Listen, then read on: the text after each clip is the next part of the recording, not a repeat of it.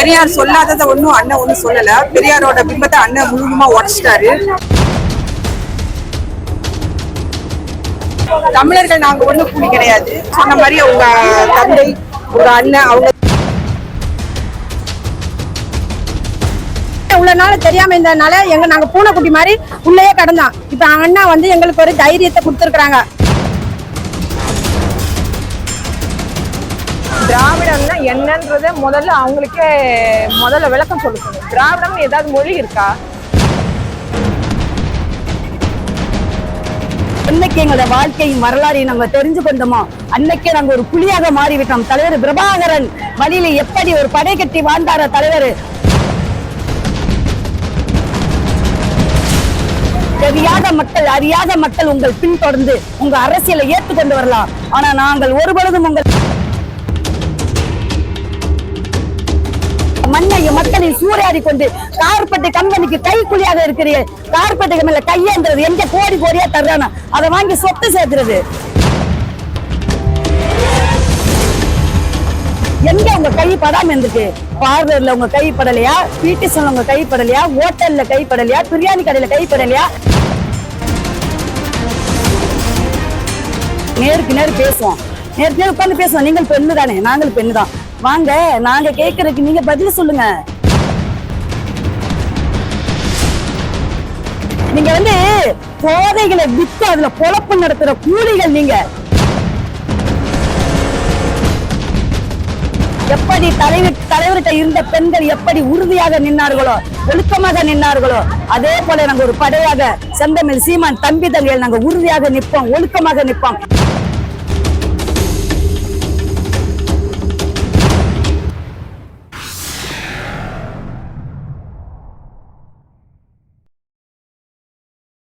சீமான் அவர்கள் வந்து பெரியார் பத்தி பேசிட்டு வரதால சீமான வந்து கூலிகள் அப்படின்ற மாதிரி கனிமொழி அக்கா சொல்லியிருக்காங்க. உங்களுடைய கருத்துக்கா? பெரியார் சொல்லாததை ஒன்றும் அண்ணன் ஒன்றும் சொல்லல. பெரியாரோட பிம்பத்தை அண்ணன் முழுமா உடைச்சிட்டாரு. ரெண்டாவது, தமிழர்கள்னா அவங்களுக்கு கூலியா தான் தெரியும். திராவிடர்களுக்கு வந்து தமிழர்கள்னாலே கூலி மாதிரி தான் தெரியும். கனிமொழி அவங்க வேங்கை வயல் அப்புறம் இப்போ நடந்த அண்ணா பல்கலைக்கழகம் அதுக்கெல்லாம் வாய் திறக்காதவங்க. இதுக்கு மட்டும் பெரியாரோட கொள்கைகளை அவங்க என்ன பின்பற்றிட்டு இருக்கிறாங்க? அவரோட பகுத்தறிவுல நடந்துக்கிறாங்களா? பூஜை புனஸ்காரம்னு சொல்லி அவங்க குடும்பத்திலே இருக்கிறாங்க. அப்புறம் ஏன் பெரியார தூக்கி வச்சு இன்னும் அவங்க பெரியார் வழியில இல்லையே அவங்கதான். அப்படி இல்லைன்னா பெரியார் சொன்னதை சொல்லி அவங்க வாக்கு கேட்கணும். வந்து ஈரோட்ல வந்து தமிழர்கள் நாங்க ஒண்ணும் கூலி கிடையாது. நீங்க வந்து இங்க பிழைக்க வந்த நீங்க தான் கூலி. எங்க அண்ணன் சொன்ன மாதிரி உங்க தந்தை உங்க அண்ணன் அவங்கதான் கூலிக்காரங்க. சீமான் அவர்கள் வந்து பெரியார் பத்தி பேசிட்டு வரதால சீமான வந்து கூலிகள் அப்படின்ற மாதிரி கனிமொழி அக்கா சொல்லியிருக்காங்க. உங்களுடைய கருத்துக்கா? அவங்க கூலிகள் வந்து அவங்க கண்ணுக்கு வந்து நாங்க கூலிகள் மாதிரி தெரியுறோம். ஆனா நாங்கள் கூலிகள் இல்ல, அவங்க சொல்றவங்க தான் கூலிகள். ஏன்னா நாங்க வந்து அவர் வந்து சொல்லாத விஷயத்த வந்து அவங்க சொல்லல. ஏன்னா அவங்க வந்து உண்மையை தான் சொல்றாங்க. இவ்வளவு நாள மக்களுக்கு உண்மை தெரியாம இருந்தது. இப்ப அண்ணா வந்து உண்மையே வெளியே விட்டுருக்காங்க. அது மக்களும் தெரிஞ்சுக்கிட்டாங்க. இவ்வளவு நாள மூடி வச்ச விஷயங்கள் எல்லாம் ஒண்ணா அண்ணா வெளியே எடுத்து விட்டுட்டு இருக்காங்க. இது நாங்கெல்லாம் பெண் புலியாக நாங்க மாறிக்கிட்டு இருக்கோம். ஏன்னா உண்மை உள்ள நாள தெரியாம இருந்ததுனால நாங்க பூனைக்குட்டி மாதிரி உள்ளேயே கடந்தோம். இப்ப அண்ணா வந்து எங்களுக்கு ஒரு தைரியத்தை கொடுத்துருக்குறாங்க. பெண்கள்னா எப்படி இருக்கணும், உலகத்துல வந்து எந்த இடத்துல எப்படி நடந்துக்கணும்னு எங்க அண்ணா எங்களுக்கு சொல்லி கொடுத்துருக்காங்க. அதனால பெரியார் சொல்லாத விஷயத்த அவங்க வெளியே சொல்லல. அவர் சொன்ன வார்த்தைகள் மட்டும்தான் அவங்க சொன்னாங்க. எக்ஸ்ட்ரா எதுவும் பிட்டு போட்டு சொல்லலையே, அவங்க உண்மையை தான் சொன்னாங்க. அப்போ அவங்களுக்கு வந்து ரோஷம் வருதுன்னா இவ்வளவு பிரச்சனை நடந்த பிள்ளைங்களை எத்தனை பிள்ளைங்களை வம்பாக்குறாங்க, எத்தனை இடத்துல என்ன நடக்குது, எல்லா இதுக்கும் வாயை திறக்காதவங்க இந்த விஷயத்துக்கு மட்டும் ஏன் வாயை திறக்கிறாங்க? ஏன்னா இது உண்மையை சொல்றாங்க. அவங்களுக்கு வலிக்குது. அவங்களுக்கு வலிக்குதுன்னா அல்ல உண்மை இருக்குன்னு மக்களுக்கு நல்லாவே தெரியும். அதனால அண்ணா சொல்றதுல விஷயங்கள் அத்தனையுமே அவங்க உண்மை உண்மை உண்மை. நாங்கள் பெண் புலியாக மாறி இருக்கோம். இனிமே எங்களை யாரும் ஏமாற்ற முடியாது. நாங்க யாருக்கிட்ட இனிமே ஏமாற போறதும் இல்லை. அண்ணா என்னைக்கும் ஜெயிப்பாரு. நாங்க அண்ணா போற வழியே நாங்க பின்தொடர்ந்தே இருப்போம் எந்த சூழ்நிலையிலையும். நன்றி, வணக்கம். கனிமொழி அக்கா வந்து சீமான் அவர்கள் வந்து கூலிகள் அப்படின்னு சொல்லியிருக்காங்க. உங்களுடைய கருத்துக்கா? கூலினா என்ன? கூலி என்ன வார்த்தை அர்த்தம்? அவங்க தான் வந்து இங்க வந்து தமிழ்நாட்டுல திராவிடம்ன்றது ஒண்ணு நிலைநாட்ட வந்துகிட்டே இருக்காங்க. திராவிடம்னா என்னன்றத முதல்ல அவங்களுக்கே விளக்கம் சொல்லணும். திராவிடம்னு ஏதாவது மொழி இருக்கா? ஏதோ ஒண்ணு பேசணும்னு சொல்லி பேசிடுறது. அது மட்டும் இல்ல, என்னைக்காவது ஒரு மக்களோட நலம் பார்த்திருக்காங்களா? கூலின்னு சொல்றாங்களே, அந்த வார்த்தைக்கு என்ன அர்த்தம் தெரியுமா? அவங்க வேற ஊர்ல இருந்து வந்தாங்க, திராவிடம் சொல்லிட்டு.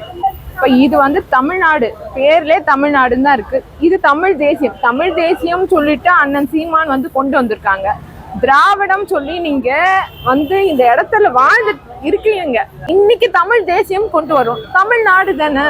இதுல என்ன நாங்க என்ன சொல்லிருக்கோம்? நீங்க பொழப்புக்காக இங்க வந்தீங்க. இது வரைக்கும் இப்ப தமிழ் தேசியம் சொல்லிட்டு நாங்க சொல்றதுல நீங்க எங்க கிட்ட கூலின்னு சொல்றது எந்த விதத்துலயும் அர்த்தமானது கிடையாது. வணக்கம். இப்ப கனிமொழி அக்கா சீமானை பார்த்து கூலிகள் அப்படின்ற மாதிரி சொல்லியிருக்காங்க. உங்களுடைய கருத்துக்கா? அதாவது சிரிப்பா தான் வருது எனக்கு. அக்கா அண்ணன் சீமானன் கூலிக்காரர்கள் சொல்றது ரொம்ப வேடிக்கையா இருக்கிறது. யாரு கூலிக்காரங்க அப்படின்றத அவங்க சிந்திச்சு பார்க்கணும்.